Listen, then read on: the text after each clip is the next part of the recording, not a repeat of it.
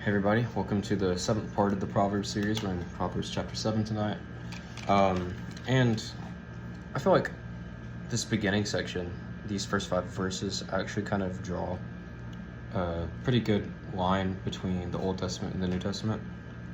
Currently going through Hebrews with my college group, and a lot of that is talking about the Old Covenant versus the New Covenant, where we are right now in chapter 8, and going into chapter 9 and 10.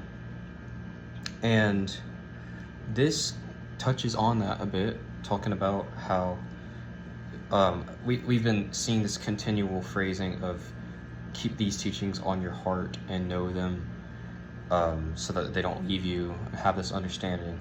And we see that continually, and we see the language of keeping it on your heart, which a lot of the new covenant that we know of from the New Testament talks about having a good heart posture and your heart being with Christ rather than what you're doing in your works. And then it gives a story of seduction of this man falling for a woman who is tempting him into sleeping with her. And it then mentions again the heart turning aside to her ways. And this can go for other forms of temptation too, not just lust and seduction and all this. So the main takeaway here, I feel, is that our heart posture needs to be aligned with Christ, and we see that all throughout the New Testament, but it's even being said here in Proverbs.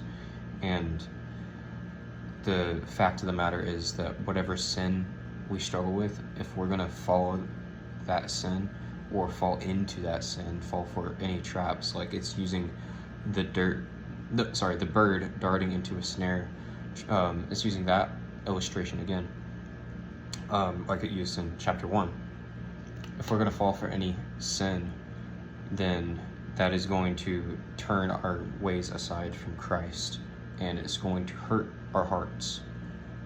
So it's just all combining into one another, and it was there from the start that we needed to have our hearts right. But it took Jesus coming and telling us to actually lock in and use that in order to actually have salvation, rather than relying on what we can do. Instead, relying on what he has done for us and where our hearts lie, which should be with him. Thank you guys. Stay tuned, like, comment, and follow for more.